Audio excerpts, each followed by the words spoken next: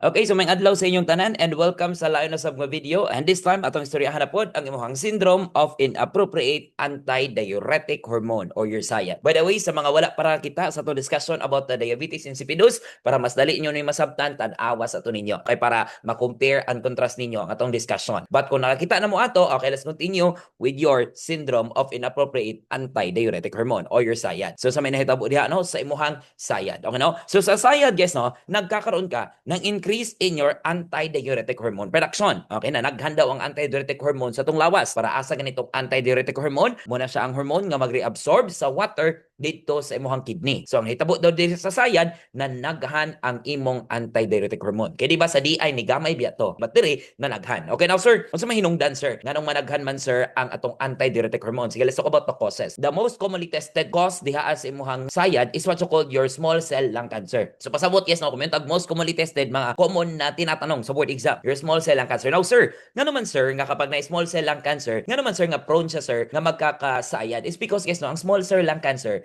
ang iyang mga cancer cell mismo nagpo-produce ng sariling antidiuretic hormone. So sa mahitabo managhan ang antidiuretic hormone sa tuhang body. Now unsa pa, your stress. Okay so sir, nganong pag ma-stress sir, mutaas man sir ang antidiuretic hormone production because guys no, ang imong body mo try na guys no og conserve sa water kasi nga you are under stress. So para di nimo maihi ang water, mag-release siya og daghan nga antidiuretic hormone. Kaya aron nay enough nga water ang imong body to sustain the stress guys no. Next naman is your head trauma. Okay no? Head trauma, CNS infection og imong stroke. Okay sir, nga naman sir, ano maguna guys? Kapag manggod na head trauma, CNS infection or na stroke, kana manggod sila guys no, it can irritate your posterior pituitary gland. So karon kung ma-irritate ang posterior pituitary gland, dadami ang imong antidiuretic hormone. Is because guys no, ang posterior pituitary gland mo na sa ang hormone nga nag-release sa atohang antidiuretic hormone. So kini nga mga causes mo na sa ang hinungdan nganong managhan ang antidiuretic hormone sa atohang body. Karon i-discuss nato kung unsay mahitabo kung managhan imong antidiuretic hormone. Okay, so normally by the way no, imao ni ang nephron. Then there is kilid na ay blood vessel. Sulod sa nephron naa diha ang atong mga excess water. Kana nga filter gikan na sa atong dugo, mga excess nga water. Okay, karon mudikit si antidiuretic hormone diha, then iyaha dayong i-reabsorb ang uban nga mga tubig. Kaya aron dili nimo maihi ang tanan. So kanang mabilin diha, maora na ang imong maihi. Mo na normally. However, ang nahitabo sa imong sayad is ganito. Daghan kaayog antidiuretic hormone nga nagpakita. Tungod kay daghan kay antidiuretic hormone nga nagpakita, mari-absorb pod guys tanan nimong tubig. Kaya unsa may mahitabo guys, magkakaroon ka ng oliguria. Mugamay ang imong urine output. So magkakaroon si pasyente ng water retention. Okay na po guys, no? O yun, singon ana. Now karon man i-discuss na to ang iyang pathophysiology. I-connect nato diha sa imong manifestation. So sabi ko nga, tumataas imong antidiuretic hormone production. Unsa may mahitabo, mutaas pod ang imong water reabsorption dito sa kidney. So ang mga tubig instead nga iihi nimo, i-reabsorb og balik sa imong kidney. Mao na nga mugamay ang imong ihi, no? Magkakaroon ka ng oliguria. So unsa may simptomas sa pasyente kung naa siya oliguria, unsa may mahitabo? Okay, singon ani guys, no? Tungod guys no kay gamay ra ang imong ihi, therefore tataas imong urine specific gravity. Ani maguna guys no, di ba ingon ta nga ang urine specific gravity mo na siya ang concentration sa tong ihi. So di ba ingon ta guys no, the more nga magsigit ag pangihi,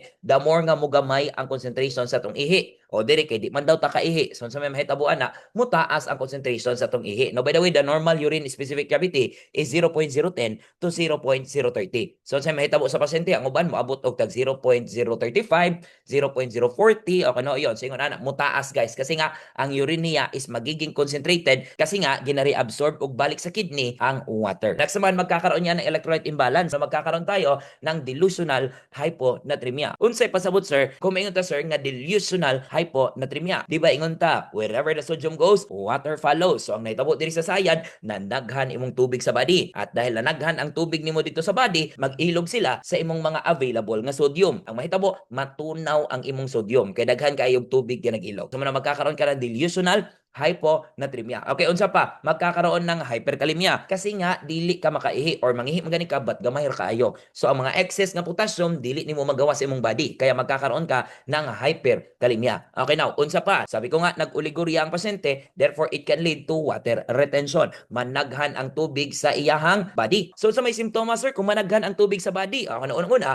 magkakaroon dito ng hemodilution. Ang imong blood will become diluted. Now, ang nahitabo diri, yes daghan kag water water but dili ka mag-develop og peripheral edema. Now sir, ngano man sir nga dili man ko sir mag-develop og peripheral edema? Because guys no, ang water nimo guys is nagpundura sa intravascular. Kaya di ba para mag-form ka og edema, di ba kailangan guys no nga ang tubig is moadto sa interstitial space. Diri guys no, ang tubig nagpundura sulod sa blood vessel. Okay, and isa po sa reason nga no, dili ka mag-edema, ang imong sodium level diri is baba. Okay, always remember that in order for you to form an edema, kailangan mo ng water, kailangan mo ng sodium. Wala man siya sodium, kaya dili mag-edema. So ang mahitabo, ang tubig magpundura sulod sa blood vessel. Kung tanawon nimo ang iyang neck vein, mo distended iyang neck vein kasi nga puno, daghang tubig. O yun, next naman, bababa ang iyang hematocrit. Nganong mo baba man sir ang hematocrit? Kasi nga ang blood becomes diluted. Now next naman, kasi nga nag-retain ka og water, therefore magkakaroon ka ng weight gain. The next naman, here guys no, nagkakaroon ng brain edema. Now sir, ingon ka sir nga dili mag-edema sir ang sayad. Dili mag-peripheral edema kasi nga kulang og sodium. Pero sa brain guys, mag-iiba ang usapan kapag sinabing brain. Okay sir, nga naman sir, nga mausab ang istorya sir kapag sinabing brain. Ganito kasi yan guys. Remember guys ha, nga natay gitawag nga blood-brain barrier. Di ba? Imagine that this is our brain. Okay no, kanang mo na tong utok, then kini mo ni ang blood, then kanang to nga, that is your blood-brain barrier. Now, imagine guys ha, nga ang dugo guys no, sa pasyente nga naay sayad is daghan kaayo og tubig. Di ba tanawon ng mga H2O diha, no? That represents the water inside the patient's blood. Kay ang blood sa pasyente daghan og tubig, therefore guys no, that blood is diluted blood. Karon, pag diluted gani ang blood, unsa may mahitabo, it will become a low concentration solution. Ang brain is high concentration. Nagkakaroon ng imbalance. Okay sir,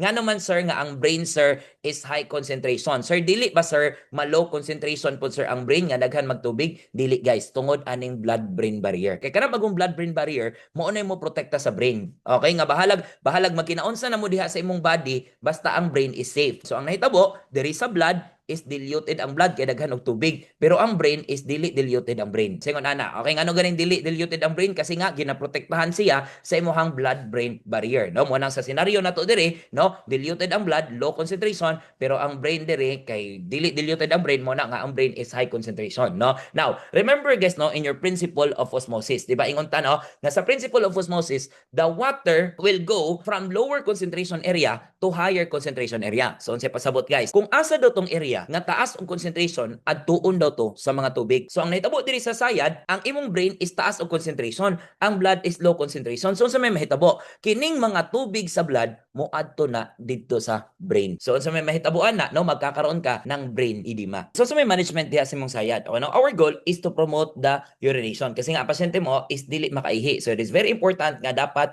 i-promote na to ang urination. So sir, how can we promote urination? So therefore maghatag ta og diuretics, no, which is your furosemide, because furosemide it promotes water elimination. Okay, now sir, dili ba sir nga mugamay pog appeal sir ang sodium sir tungod kay naghatag tag furosemide? Yes guys, no, na possibility nga mosamot iyang hyponatremia. But di ta mag-goal kasi mamaya magbibigay tayo ng sodium. Okay, now next naman magbibigay tayo ng dimeclocycline. Now sir, unsa man ang dimeclocycline? Your dimeclocycline, it is a medication wherein ang iyang action is iyang ipa-reduce ang renal sensitivity to antidiuretic hormone. So unsa may mahitabuan na, no? Kung ang pasyente naka dimeclocycline, bahala og daghan sa antidiuretic hormone, dili gihapon tumupilit dito sa imong kidney. Next naman, fluid restriction. Okay no? So the fluid restriction, it should be less than 1,000 ml per day. So again ha, dili pasabot nga ang pasyente sobra na iyang water, di na nato paimnon og tubig. Paimnon gyapon nato, pero lagi dapat i-limit lang. And that is your less than 1,000 ml per day. Okay? Kasi nga nag-overload ng pasyente mo. Next naman, sabi ko nga no, bibigyan natin ng hypertonic saline solution. That's 3% hypertonic saline solution, no? So grabe na kadaghan og sodium. Okay, karon now, paminaw guys. Kanang hypertonic saline solution dapat ihatag na siya slowly. Hindi na siya pwede ibolos aron mapreventahan nato ang gitawag nato nga osmotic demyelination syndrome. Okay now sir,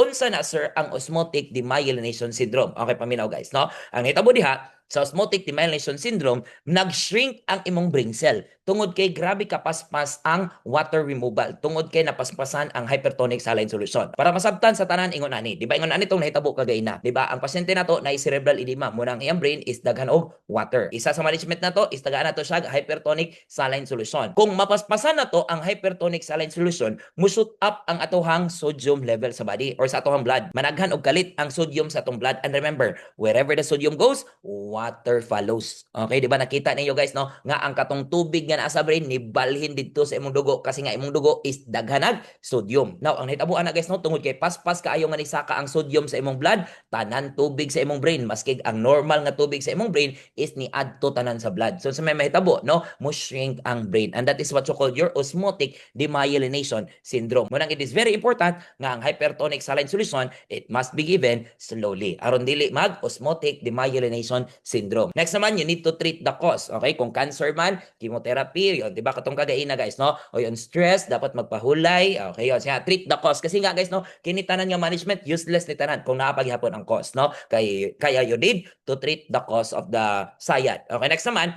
seizure precaution tayo, no? Okay, seizure precaution due to risk of cerebral edema. Okay, no? Kaya di ba na ba possibility, di ba nga mag-cerebral edema, no? So muna nga mag-seizure precaution kasi ang pasyente nga na ay cerebral edema, pwede nang mag-lead into seizure. So may pasabot diha, no? Pag may seizure precaution. So muna ang isa na diha, no? Nga dapat naka-raise ang iyang side rails, dapat naka-padded ang iyahang mga side rails pod, kaya aron pag mag-seizure siya, dili mapakog iyang ulo. O yun, di ba? Ang bed, it should be in lowest position. Okay, ingon ana guys, no? The room of the patient, it should be low stimuli environment, di ba? Ingon ana guys, no? So muna siya yung mga basic sa tuhang seizure precaution. And that is your sayad. So sabi ko nga ha, no, mas masabtan nimo ni kung nakita nimo ang atuhang DI first. So that would be all for this video. I hope nga nasabtan ninyo and God bless sa inyong tanan. Hanggang sa muli.